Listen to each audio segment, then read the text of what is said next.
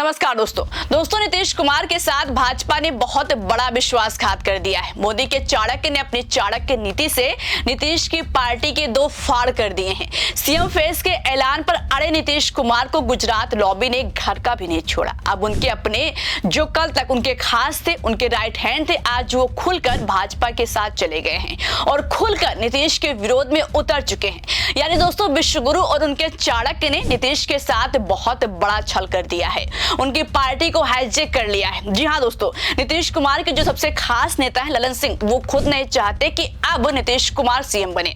एक इंटरव्यू में उन्होंने खुले शब्दों में यही बात कही है। इंटरव्यू में ललन सिंह नीतीश कुमार के खिलाफ क्या बोल गए हैं उसकी बात करेंगे, लेकिन उससे पहले गुजरात लॉबी ने नीतीश की पार्टी और उनके नेता ललन सिंह को कैसे हाईजैक करके उनके खिलाफ खड़ा कर दिया वो आप जान लीजिए।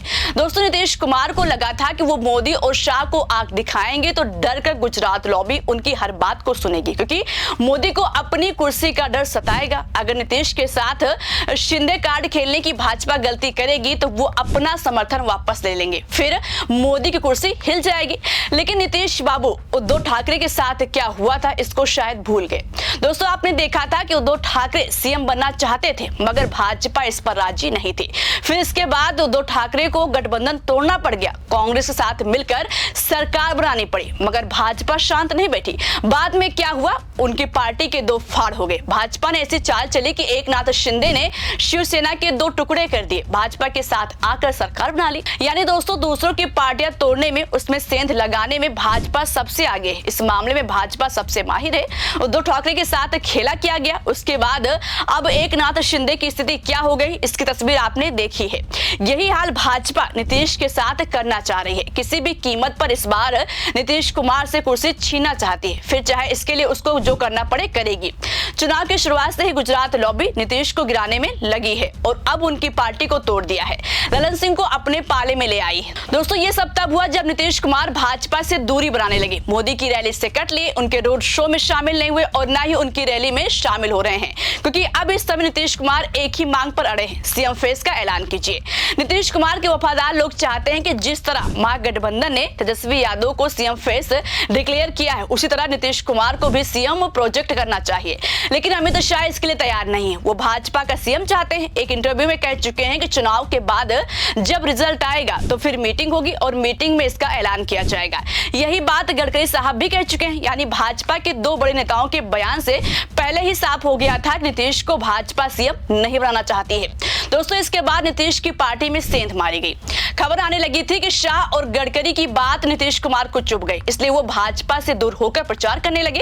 मोदी मुजफ्फरपुर आए, रैली करके चले गए, मगर नीतीश कुमार उनके मंच पर नहीं गए। उसके बाद जब मोदी 2 नवंबर को रोड शो करने पटना आए तो नीतीश कुमार वहां भी नहीं गए, जबकि राजधानी में प्रधानमंत्री का रोड शो हुआ उस जगह पर हुआ जहां से बिहार की सरकार चलती है, जहां नीतीश कुमार रहते हैं। मुख्यमंत्री को होना चाहिए था, लेकिन नीतीश कुमार नहीं गए। ऐसी खबर है कि नीतीश की तरफ से भाजपा कमान को मैसेज दे दिया गया है कि जब तक उनके नाम पर मुहर नहीं लगेगी तब तक वो मोदी की रैली में नहीं जाएंगे। लेकिन दोस्तों नीतीश का मोदी के मन से दूरी बनाना, यही उनकी पार्टी को दो गुटों में बांटी नजर आ रही है। आप इस वीडियो को देखिए, आपको नीतीश कुमार नहीं दिखाई देंगे, लेकिन उनके सबसे खास नेता ललन सिंह इस रोड शो में है। मोदी के साथ पटना में उन्होंने पूरा रोड शो किया।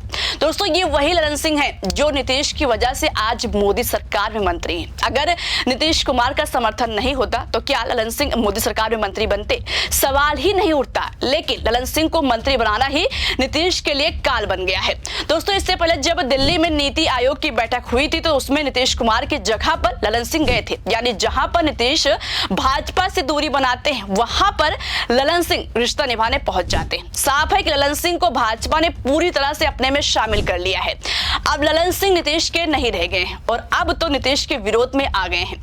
बिहार चुनाव के बीच जब एक पत्रकार ने उनसे सवाल किया कि एनडीए की तरफ से मुख्यमंत्री का चेहरा कौन है, तो जवाब में उन्होंने कहा कि अभी क्लियर नहीं है, चुनाव के बाद तय होगा, विधायक दल इसका फैसला लेगा। लेकिन चुनाव नीतीश कुमार के नेतृत्व में लड़ा जाएगा। अब दोस्तों, आप ललन सिंह के बयान के क्या माने निकालेंगे? यही ना कि अगर नीतीश कुमार को मुख्यमंत्री दोबारा बनाने का इरादा है तो कहने में क्या दिक्कत है? सिर्फ इतना कहना है कि मुख्यमंत्री नीतीश कुमार हैं, उनके नेतृत्व में चुनाव लड़ा जा रहा है, वही सीएम चेहरा है और वही मुख्यमंत्री बनेंगे। लेकिन इतनी सी बात ना भाजपा कह रही है और ना ही अब तो उनके नेता कह रहे हैं। यानी देखा जाए तो खुद ललन सिंह नहीं चाहते कि नीतीश कुमार फिर से सीएम बने, नहीं तो इस इंटरव्यू में अपनी पार्टी के मुखिया का समर्थन जरूर करते। ललन सिंह के बयान से सियासी पारा हाई हो गया है। बिहार कांग्रेस ने बिना मौका गवाए इस इंटरव्यू को फटाक से लपक लिया। उन्होंने अपने एक्स पर लिखा, ललन सिंह भी बोलने लगे भाजपा की भाषा, संदेश साफ है, नीतीश जी आरएसएस एजेंटों की गिरफ्त में आ चुके हैं। यानी दोस्तों, बिहार कांग्रेस कह रही है कि नीतीश कुमार को भाजपा ने अधर में लाकर लटका दिया है, वो अब आरएसएस और भाजपा की गिरफ्त में आ चुके हैं। गुजरात लॉबी ने ऐसी चाल चली कि ललन सिंह अब उनके हो गए हैं। अगर सीएम की कुर्सी को लेकर आग दिखाएंगे तो उनकी पार्टी को दो गुट में बंटने में वक्त नहीं लगेगा। जिस तरह से पिछले कुछ समय से नीतीश से ज्यादा ललन सिंह मोदी और शाह के करीब नजर आ रहे हैं, उनके बयान सामने आ रहे हैं। अब सीएम को लेकर जो उनका ताजा बयान सामने आया है, इससे लग रहा है कि अगर जेडीयू टूटेगी तो एक गुट ललन सिंह का है। नीतीश को उनके सबसे खास नेता ललन सिंह धोखा देंगे। अब तो दोस्तों, नीतीश कुमार की स्थिति न घर की है और न घाट वाली है। हाँ, एक चीज है, अगर नीतीश की इस चुनाव में सीटें ज्यादा आ गई, यानी भाजपा से ज्यादा सीटें आ गई, तो उनके मुख्यमंत्री बनने के कुछ चांस हैं। इसलिए नीतीश कुमार सबसे अलग होकर चुनावी मैदान में उतर रहे हैं। लेकिन वहां पर भी तब जब उनके नेता उनका साथ देंगे, जो कि ललन सिंह जैसे नेताओं के बयान से लग नहीं रहा है कि उनके साथ खड़े होंगे। जो चुनाव के पहले नीतीश कुमार के मुख्यमंत्री रहते हुए भाजपा की भाषा बोल रहे हैं, वो चुनाव के बाद क्या करेंगे, किसके पाले में रहेंगे, किसी को कुछ नहीं पता। देखने वाली बात होगी कि 14 नवंबर को अगर एनडीए फिर से सत्ता में आएगी तो नीतीश कुमार के साथ क्या होता है। क्या नीतीश कुमार का राजनीतिक करियर आगे बढ़ेगा या फिर भाजपा खत्म कर देगी? दोस्तों, इस पर आपको क्या लगता है? कमेंट करके अपनी राय हमें जरूर बताइएगा। मेरा नाम शिवानी पांडे और आप देख रहे हैं 4PM। नमस्कार।